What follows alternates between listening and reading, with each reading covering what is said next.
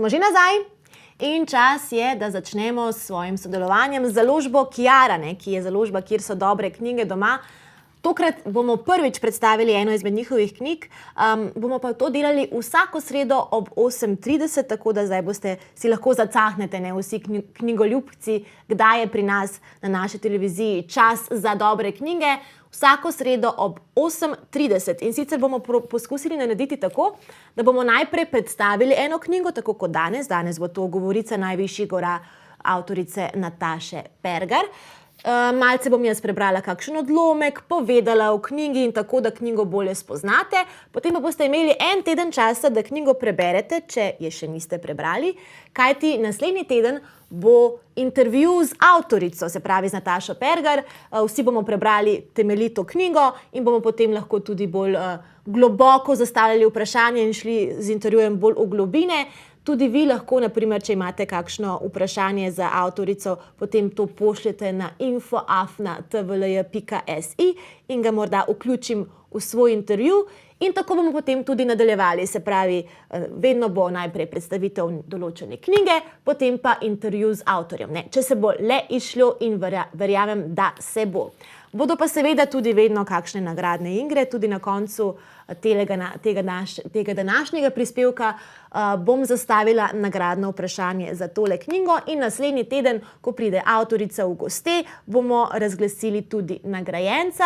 Če pa kdo ne bi čakal na to in bi seveda rad si zazihral svojo knjigo, pa boste zdajle lahko v bistvu v pasici se bodo vrteli vsi podatki, kje knjigo lahko tudi naročite. Tako da to bo eno super sodelovanje, ki se ga že veselim.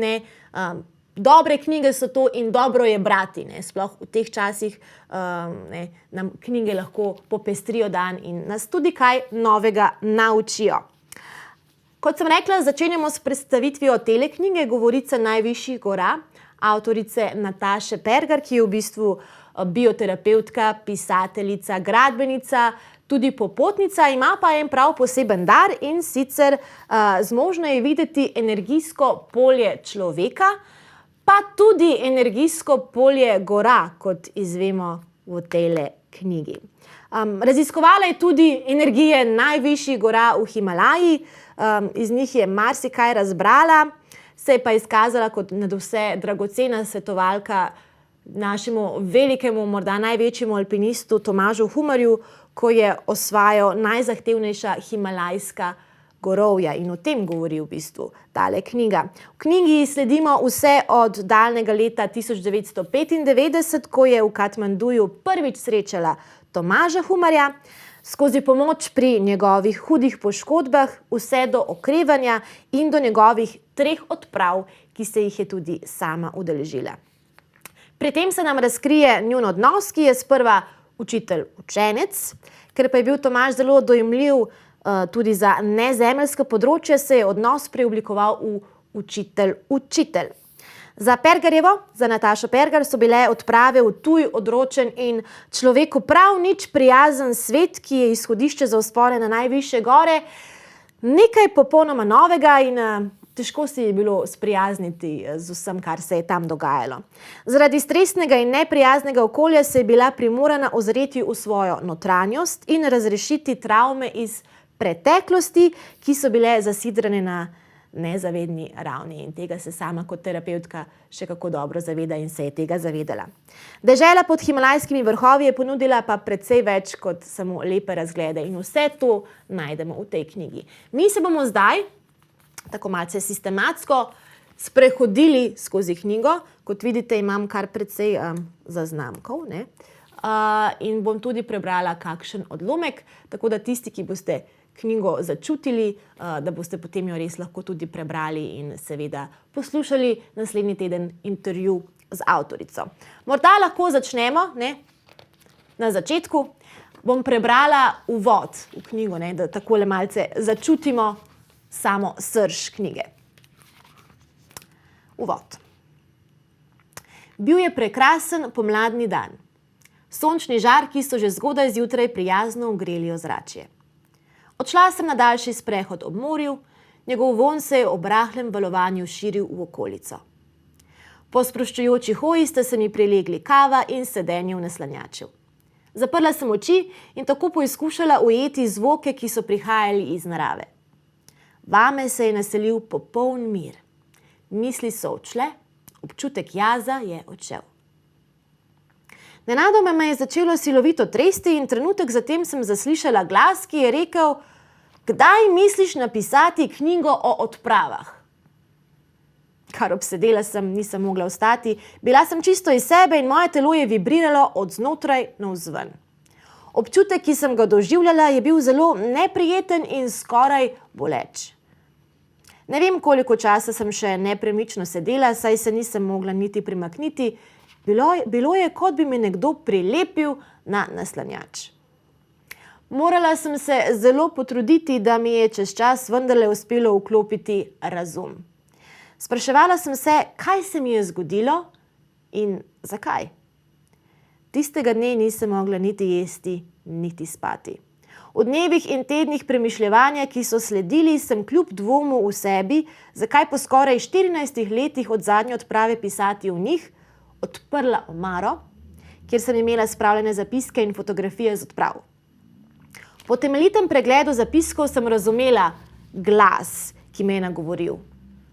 Po pogovoru z alpinisti Stipetom Božičem, Alešem Koželjem, Ladom Ogrinom, Tomom Drolcem, našo zdravnico na odpravah dr. Ando Perdan in fotografom prve odprave Arnejem Hodaličem sem dobila podporo za pisanje knjige in bili smo si enotni v tem, da še vedno vsakdo izmed nas ohranja spomin na Tomaža, ki se nam je s svojo pristnostjo in srčnostjo zavedno zasidral globoko v srce.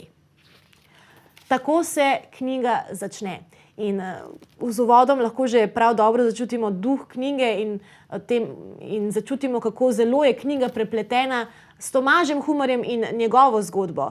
Je pa prepletena tudi z marsičem drugim in zdaj se bomo v bistvu malce sprehodili skozi knjigo, malce preverili še kakšen drug odlomek.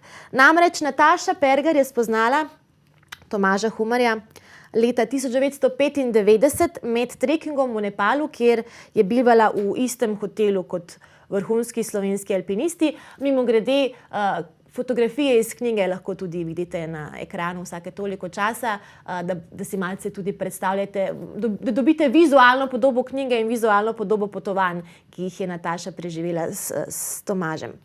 Drugače je pa o prvem srečanju s Tomažem in slovenskimi alpinisti v svoji knjigi takole zapisala Nataša.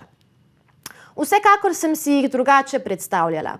Njihov zunanji videz ni kazal na kakšne super junake iz filmov, hecno, danes je dan super junakov, ki prekipevajo od neustrašne energije in moči. Bili so kar precej umirjeni, morda preutrujeni od vseh nedavnih naporov, doživetij in spoznanj. Med vsemi je izstopal le Tomaž Humar, ki je svojo energično pojavo razvedril še tako nezadovoljnega človeka. Torej, Tomaž je bil nekaj posebnega že takole, ko si ga videl med ostalimi vrhunskimi alpinisti. Res je bil posebnež, kar se tudi v knjigi zelo dobro vidi. No, tesneje je Nataša začela s Tomažem Humarjem sodelovati leta 2001, ko je Tomaž prišel k njej na terapijo, ona je namreč bioterapeutka, po hudem padcu skozi odprtino za stopnice v klet, po 10 operacijah doma ter v tujini, so mu zdravniki celo rekli, da bo najbrž bil na invalidskem vozičku, oziroma tisti bolj optimistični, da si bo moral vse življenje morda pomagati pri hoji z berglami. Vsekakor pa, da ne bo nikoli več plezal in za Tomaža Humarja to seveda ni prišlo v poštev, zato se je odločil, da se bo zatekel tudi k alternativi, da ne bo samo klasične medicine poslušal, ampak se je zatekel tudi k alternativi in seveda tudi k Nataši Pergar. In v svojem načinu zdravljenja Nataša v knjigi napiše takole. Zaznamek. Malce se mi skupaj lepijo strani, ker je knjiga nova namreč in prav to knjigo bo nekdo dobil v dar. Jaz sem samo, te zaznamke bodo šli seveda ven. Takole piše. Pri mojih terapijah predstavlja en vidik tisto, kar ljudje povedo, drugo pa, kar jaz vidim. Res je, da človek pride po pomoč zaradi zdravstvenih težav, ne ve pa, kaj ga pri meni čaka. Jaz ne dajem zdravil, torej pomoči od zunaj, ki naj bi rešila težave. Ko človeka pogledam na ravni energij, se vse razkrije, bolezen in stanje duha. Ljudje smo veliko več kot le fizično telo, kar se skozi knjigo tudi pokaže. Kasneje, ko potem govori Nataša tudi o aurah ljudi, ki jih vidi. No, po nekaj mesecih intenzivnega dela Nataše s Tomažem je Tomaž stal na svojih nogah in tudi shodil. Shodil pa je prav v Natašini terapevtski sobi. Čez nekaj mesecev potem je tudi že plezal in ko je Nataša že mislila, da je čas za slovo, da bo njune skupne poti v bistvu konec, se je pravzaprav šele dobro začela. O tem, kako se je začela, pa bomo več povedali še po oglasih. Tako da ostanite z nami, bomo še predstavljali knjigo Govorica najvišjih gora. Se gledamo. Smo že nazaj in še vedno se posvečamo tele knjigi Govorica najvišjih gora avtorice Nataše Pergar, založba Kiara, s katero sodelujemo zdaj in bomo vsako sredo predstavljali kakšno knjigo. Ostali smo pri tem, da je Nataša Pergar kot bioterapevtka, kot terapevtka pomagala Tomažu Humarju, da se je postavil na noge po hudem padcu in da je ponovno lahko začel plezati. In ko je ona že mislila, da je to, da je njune skupne poti in sodelovanja konec, jo je Tomaž Humar presenetil, kot piše v knjigi. Zanimalo ga je, ali bi lahko videla energijo, auro gora. Tega res še nisem počela. Gledala sem rastline, živali in ljudi, živo materijo. Velikokrat sem bila v hribih, pa mi ni prišlo na misel, da bi si gore ogledala energijsko. S terapijami sva šele pred kratkim zaključila, za obisk gora še ni bil pravi čas, v njem pa je že tlela neustavljiva želja po dotiku visokih sten. Povedal mi je, da se je že velikokrat kar sredi noči potihoma izmuznil iz hiše in šel do najbližjega gozda, kjer je spet dihal s polnimi pljuči in sanjal o nepreplezanih smereh v stenah. Sanjal je o svoji brezpogojni ljubezni do gora, bil jim je predan z dušo in telesom. V gorah se je počutil svobodnega in osvobojenega. Tega mu nihče ni mogel vzeti. No in ni trajalo dolgo, pa se je Nataša s Tomažem Humarjem odpravila na odpravo v Himalajo. Pisalo se je leto 2003, šlo pa je za goro Nanga Parbat, ki je v bistvu gola gora. Gora v Pakistanu, visoka kar 8126 metrov in zanimivo piše tudi Nataša v knjigi, da so vse gore v bistvu poimenovane tudi v Himalaji po božanstvih, ker so tako visoke, da res segajo do božanstev, bi lahko rekli.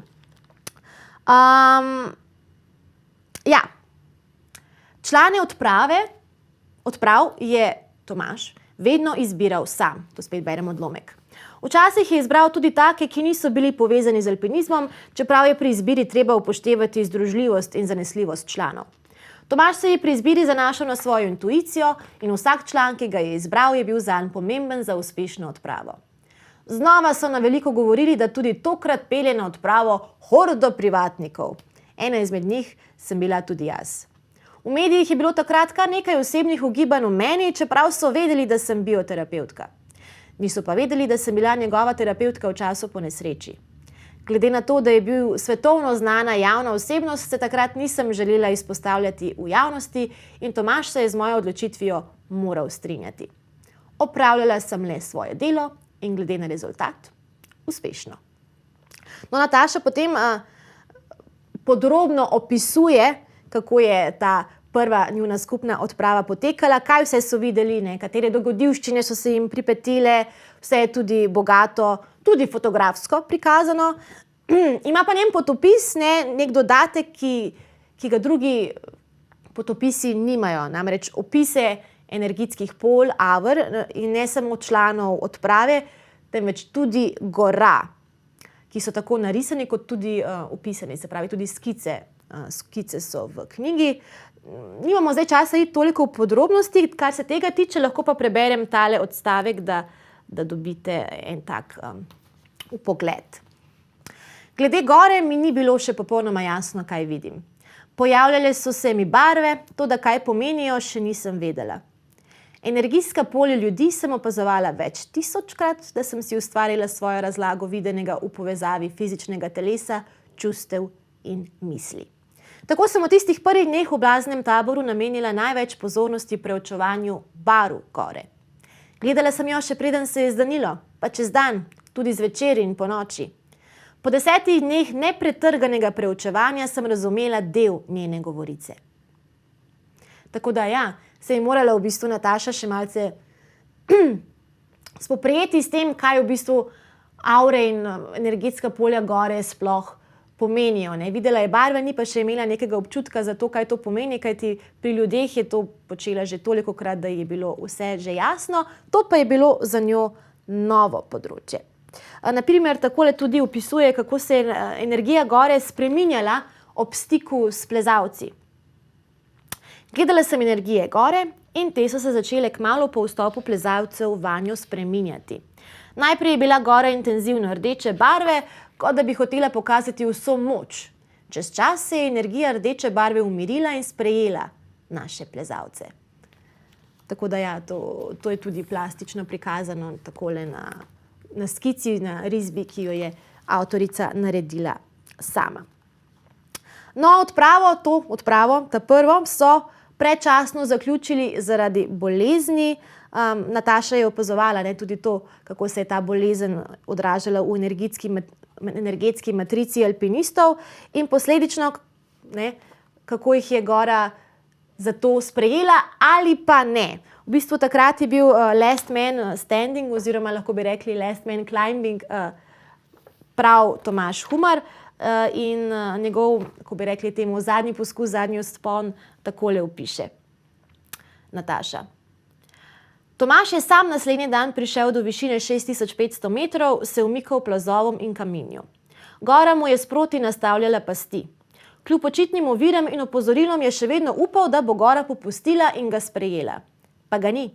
Zelo odločno ga je zavrnila. Vztrajati na silo ni imelo smisla, zdaj je to že dobro vedel. Pozornost duha je pri plezanju ključnega pomena, te pozornosti pa ni bilo več. Dokončno je spoznal, da ga je bolezen preveč izčrpala, ter se vrnil v tabor 3, kjer ga je čakal Stipe. Poklical je v bazni tabor in sporočil svojo odločitev, da misli še živeti, da ima družino in naj začnemo pospravljati bazni tabor, ker odhajamo domov. Potem seveda opiše še odhod domov in kaj vse se je dogajalo in to je nekako zaključek te prve odprave, ki jo je Nataša imela s Tomažem Humarjem. Kmalu, sta se odpravila skupaj, seveda tudi še z ostalo ekipo, na drugo odpravo. Ta pa je bila v Nepal na spečo boginjo, goro Janu, leta 2004. A še pred tem se je zgodilo pa tole. Ponovno berem. Kmalu po vrnitvi iz Pakistana me je Tomaž vprašal, ali sem že razmišljala o tem, da bi napisala knjigo o svojem videnju energijskih polj. Seveda o tem nisem razmišljala. Imela sem veliko dela s terapijami, hkrati sem še vodila razne delavnice o osebnem razvoju. Ne, nisem imela časa za pisanje. Tomaž se ni strinjal z menoj in mi navrgel nekaj mojih misli o tem, kaj vse zmoremo. Imel je prav. Knjig s tako vsebino preprosto ne moreš prepisati, ker ne obstajajo v taki obliki in ljudi, ki bi videli energijska polja žive in nežive materije, tudi ni prav veliko. To je dar, ki sem ga sama razvijala skozi desetletja in se ne more pridobiti z izobrazbo. Postavila sem svoj ritem življenja na glavo, opustila vse, kar mi ni bilo pomembno in začela s pisanjem. Knjigo sem izdala leta 2004. Če me ne bi Tomaž spodbujal, ji ne bi napisala nikoli. Govori seveda o svoji prvi knjigi, kajti tale knjiga Govori se najvišjih gora ni njena prva knjiga Nataše Pergar je tale, ki jo imam tudi pri sebi, Vidne in nevidne poti, tudi zelo zanimiva knjiga, tukaj pa več govori o svojem terapevtskem delu in o tem, kako ona vidi energetska polja ljudi in o aurah in o čakrah in podobno, tako da tudi ta je zelo zanimiva. Mi pa gremo nazaj k govorici najvišjih gora. Se pravi, druga odprava, kot sem rekla, Nepal, gora Janu, speča boginja. Na tej odpravi je imela tudi sama Nataša precej težav Operirati so jo morali kar na živo, tur na nogi, imela je hude opekline, sončne na obrazu, tudi nova dognanja glede aver plezalcev in glede aver tudi nosačev, pa drugih ljudi, ki so jih srečali tam na poti na gori, je doživela in imela, tako da tudi ta del je zelo zanimiv. In seveda vse, kar se mi je dogajalo na poti, je ponovno opisano. Je pa pri tem delu na koncu dodan še intervju, ki ga je imela Nataša v Jani skupaj s Tomažem iz revije Jana iz leta 2005. No, še tretja odprava in zadnja odprava skupna od Tomaža in Nataše je opisana v knjigi, to pa je bila spet gora Nanga Parbat, Gola gora, tako kot pri prvi odpravi. Ta odprava se je za Tomaža končala skoraj končala usodno.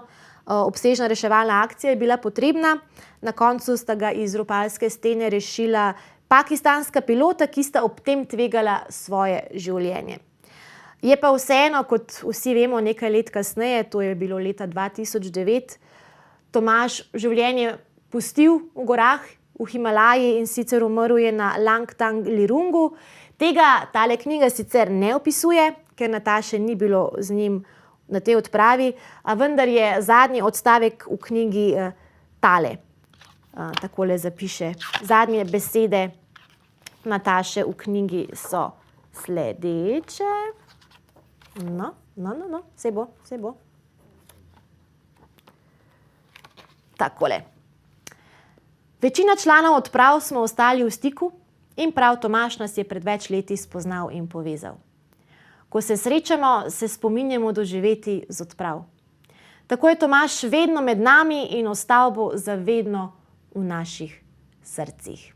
In potem na koncu knjige je dodan še dodatek, kjer tudi drugi člani odprav, ki se jih je udeleževala Nataša s Tomažem, govorijo o spominih o Tomažu, tako da ta del je precej ganljiv. Tako, ne? Zdaj smo šli čez knjigo, upam, da vam je malce jasno, o čem knjiga govori. Zelo zanimiva knjiga, zelo zanimive avtorice, čustvena, zanimiva, drugačna knjiga. In tako da ne zamuditi intervju z avtorico naslednji teden. Je pa knjiga zanimiva tako za ljubitelje vrhunskega alpinizma, kot pa tudi za vse ostale, ker nagovarja prav vse ljudi, ne, v smislu, da je treba najprej iti na pot lastnega samoraziskovanja, soočenja in reševanja težav ter sprejemanja sebe, da bi se lahko popolnoma samo uresničili, da ne bi bili samo plezalci, ampak tudi plezani, ne, kot pravi avtorica za Tomaža, da bi se zlili z goro in da bi nas ta popolnoma sprejela, pa če tudi v resnici nismo plezalci in je ta gora, ki nas mora sprejeti, samo naše življenje. Kot rečeno, v pesici spodaj lahko vidite podatke, ki lahko knjigo naročite, lahko na e-mail naslovu, naprimer prodaja@zalozba-sciara.si, na telefonski številki 01 5341 252 ali pa seveda na spletu, na spletni strani Ciare, ki je tudi v pesici. Upam, da vam je bila tale prva rubrika sodelovanja z založbo Ciara všeč, da vam je knjiga pri srcu, lahko seveda tudi na družabnih omrežjih podelite, če ste jo že prebrali. Naj pa jaz samo še čisto za konec povem, da bo tale knjiga tudi nekomu podarjena in zastavim nagradno vprašanje. Tole je knjiga Govorica najvišjih gora, avtorice Nataše Pergar, vendar to ni njena prva knjiga. Nagradno vprašanje, da dobite to knjigo, je, katera je prva knjiga Nataše Pergar. In če ste pozorno spremljali moj prispevek o tej knjigi Govorica najvišjih gora, boste odgovor tudi vedeli, če ne pa si poglejte za nazaj na YouTubu. Hvala vam za vašo pozornost. Ponovno z založbo Ciara sodelujemo naslednjo sredo ob 8:30, ko bo z nami Nataša Pergar. Na info@tvlj.si lahko kakšno vprašanje za njo pošljete, če bi jo radi tudi vi kaj vprašali. Toliko za enkrat, zdaj gremo v oglase, po oglasih pa na teren z Luko in ja, govorili bomo o kurirjih na kolesih. Se gledamo.